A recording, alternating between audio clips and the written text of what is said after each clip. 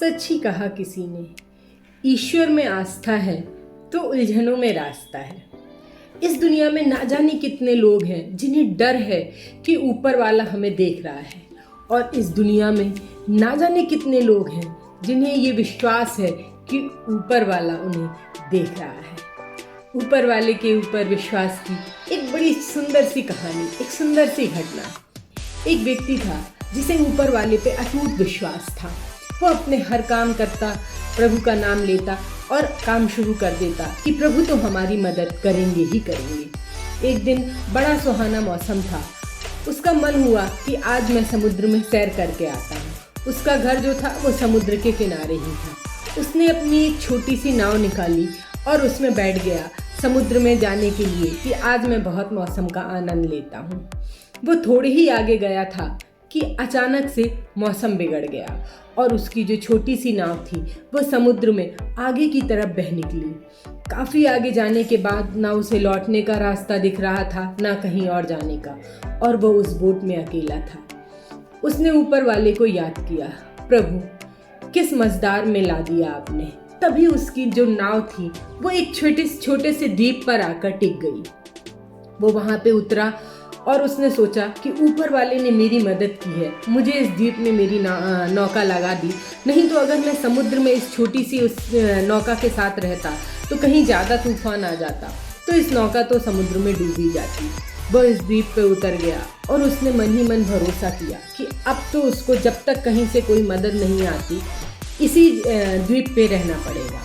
उसने अपना मन बना लिया। अब उसे थोड़ी देर बाद भूख लग चली थी। वो अंदर गया और देखने लगा तो उसे चूंकि जंगल था द्वीप में, उसे कई फल मिल गए। उसने फल खाए और अपना गुजारा कर लिया। पानी का भी वहाँ बंदोबस्त हो गया। इस तरीके से उसके दिन निकलने लगे। उसने धीमे धीमे मन में विश्वास कर लिया कि अब उसको यहाँ कुछ दिन तो ठहरना ही पड़ेगा। तो अपने मन में विश्वास के साथ, ऊपर वाले के भरोसे के साथ वो वहाँ अपने दिन काटने लगा। कई दिन बीत गए। धीमे धीमे कभी कभी उसके मन का विश्वास जो था वो हल्का सा डोल भी जाता और उसे लगता, क्या बात है, कहीं से कुछ मदद आएगी कि नहीं। उसके मन में एक विचार आया कि क्यों ना मैं रहना तो है ही, ये भी निश्चित नहीं है कि मुझे यहाँ कितने दिन रुकना पड़े या कितने दिन मुझे यहाँ ठहरना पड़े, क्यों ना मैं अपने लिए एक झोपड़ी बना लेता हूँ। उसने 2-3 दिन खूब मेहनत की, लकड़ियाँ काटी, पत्ते लाया, सूखे, सब किया, और धीमे धीमे उसने अपनी एक झोपड़ी तैयार कर ली। झोपड़ी तैयार करने के बाद वो उस झोपड़ी के सामने खड़ा था और बड़े उससे सोच रहा था कि ठीक, आज की रात कम से कम ये बंद झोपड़ी जो मेरा अभी यहाँ घर है, मैं इसमें तो सुकून से गुजारूंगा। जब मदद आएगी तब देखा जाएगा। ऐसा वो जैसे ही झोपड़ी के सामने खड़े होकर सोच रहा था, अचानक ही बादल गड़गड़ाने की आवाज़ आई। मौसम बिगड़ गया।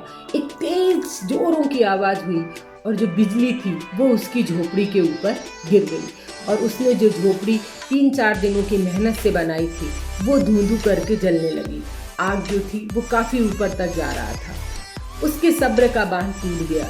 उसने कहा, प्रभु अपना सर छुपाने के लिए एक झोपड़ी बनाई थी, वो भी आपने मुझसे छीन ली, अब मेरा क्या होगा। बड़ा उसका मन जो था वो टूट गया। उसने इतना सोचा ही था और ऊपर वाले की तरफ हाथ जोड़े ही थे, तभी उसे पीछे से आवाज़ आई।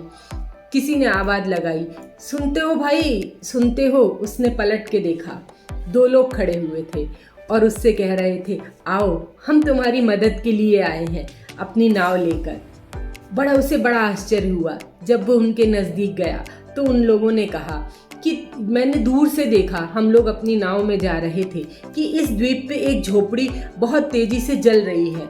हम लोगों के मन में विचार आया कि निश्चित ही कोई यहाँ बहुत ही ज़्यादा परेशानी में है, जिसने जानबूझ के अपनी झोपड़ी में आग लगाई है ताकि दूर से दिखाई पड़े और उसकी मदद के लिए कोई आ जाए। वो बार बार ऊपर वाले की तरफ देख रहा था, उन्हें धन्यवाद दे रहा था और कहता जा रहा था, प्रभु आपकी माया, आपके ऊपर का भरोसा जो है वो दुनिया में हर कार्य को, हर चीज़ को पूरा कर सकता है। देखा आपने, एक भरोसा, एक विश्वास, कहीं ना कहीं हमारी मदद ईश्वर जरूर करेगा। किस रूप में करेगा, किस रूप में आएगा, ये जरूर अनिश्चित है, लेकिन एक न एक दिन ये मदद जरूर होगी। आपके द्वारा किए हुए हर कार्य में आपको आगे सफलता जरूर मिलेगी। बस आप कार्य करते रहिए। फिर आपसे मैं इतना ही कहना चाहूँगी, कर दिखाओ कुछ ऐसा कि करना चाहें लोग आपके जैसा। बिल्कुल सही बात है।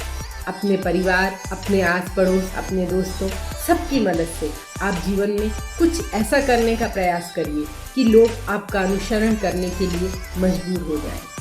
फिर मिलेंगे आपसे एक नई सोच, एक नई कहानी के साथ। मैं नीलम।